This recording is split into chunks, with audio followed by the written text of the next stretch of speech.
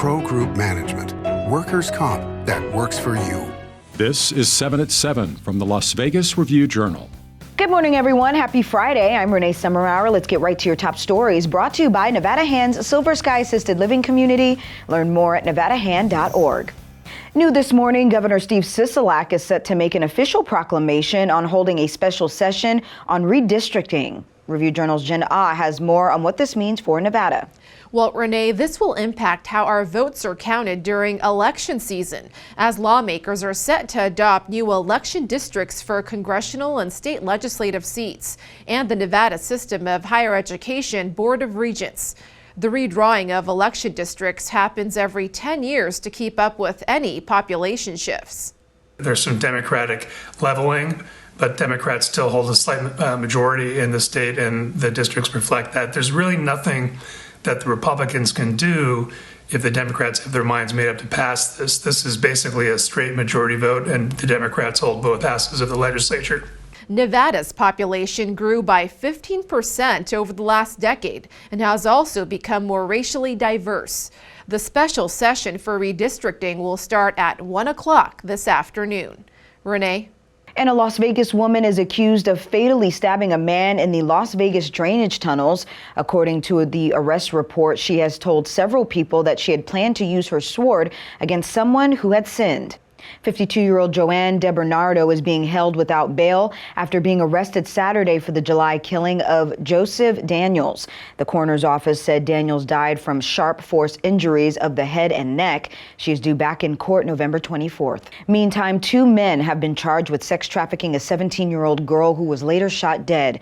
Police say the 2 men were among several people who took Nikelia Daniels to the Desert Ridge apartment on February 2nd during a robbery scheme. According to officers, a gunfight broke out and Daniels was struck in the crossfire. Both men are due back in court November 18th. In more news, 2 school board trustees want a TV station to stop airing a commercial from the Clark County Teachers Union they say is false. School board president Linda Cavazos and trustee Lisa Guzman sent a cease and desist letter to Channel 3 and its parent company Sinclair Broadcast Group. The ad from the Clark County Education Association says that Cavazos has been accused of bullying and that Guzman, quote, used inside school district information to benefit her employer. The union told the Review-Journal that it stands by the content in the ad. We also have some local TV updates. KLAS Channel 8's general manager is, quote, hanging up my broadcasting boots. After more than 25 years at 2 local network affiliates, Lisa Hofield is retiring.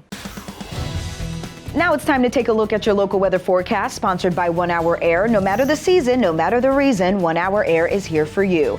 Happy Friday, everyone. Today, sunny skies with a high of 80 degrees. Wind gusts up to 10 miles per hour in parts of the valley. Tonight, mostly clear skies, lows sitting around 55 degrees. For your weekend, temps will remain in the low 80s, upper 70s. Sunny and mostly clear skies for your evenings. We will see a cool down starting Tuesday. We could see a high of only 69 degrees by midweek.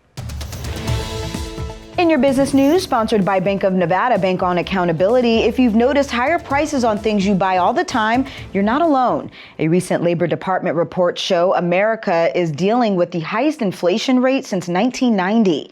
According to the report, prices for U.S. consumers have jumped more than 6% in October.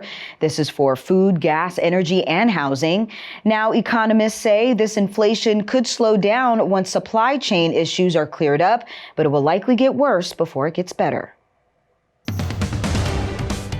In your lifestyle news, stabilizing the water levels at Lake Mead, Nevada, Arizona, and California. Officials are negotiating a $100 million plan that would leave more water in the lake over the next couple of years. Lake Mead is under its first federal water shortage, which requires Arizona and Nevada to reduce their allocations. Officials say they would prefer voluntary conservation instead of forced cuts. In your health news, sponsored by Forum Dental Love Your Smile Again, an assisted living center celebrates Veterans Day. The Wentworth of Las Vegas, which specializes in memory care, held a special celebration for residents who served. God bless America, land that I love. I'm having the time of my life in the Wentworth. It is a wonderful place, and there were quite a few veterans here. in this place. The band that just played, the a cappella band, what a great tribute to us. The tribute came from the Silver Stateman Barbershop Chorus. Now to your sports, sponsored by Station Casinos, STN Sports. Download the app and get a bonus up to $500 when you sign up. The Golden Knights beat the Minnesota Wild 3-2 on Thursday night at T-Mobile Arena. After starting 1-4, the Knights have won for the 7th time in the past 9 games. Jonathan Marchessault scored his team-leading 7th goal late in the second period. Rookies Paul Cotter and Giannis Rondbjerg each scored their first career NHL goal in the first period. Sports betting, sponsored by Las Vegas Paiute Tribal Smoke and Cigar Shop.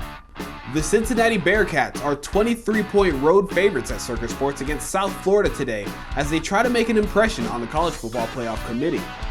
Cincinnati is number 2 in the Associated Press rankings, but only number 5 in the College Football Playoff rankings. The Bearcats have to crack the top 4 to make the playoffs. In today's other college football game, Boise State is a 13.5-point home favorite against Wyoming.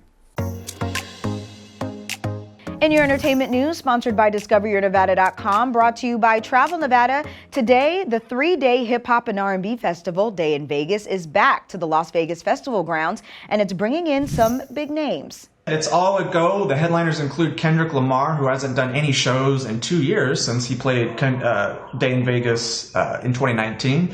Tyler, the Creator, is another one of the headliners. And we've got SZA, just a ton of acts. So it looks to be, again, one of the biggest events of its kind ever in Vegas. Now there's no parking at the festival grounds, so get ready for traffic. Thank you for watching 7 at 7 a.m. I'm Renee Summerhour. If you have an Amazon Fire TV, search Review Journal to download our channel. Watch Las Vegas Breaking News streaming live on your OTT device. We'll see you back here later today for 7 at 7 p.m. from the Las Vegas Review Journal. Happy Friday. Review Journal Studio, sponsored by Adam Kuttner. Get the maximum settlement as quickly as possible. This 7 at 7 update, sponsored by Pro Group Management. You're watching 7 at 7 from the Las Vegas Review Journal.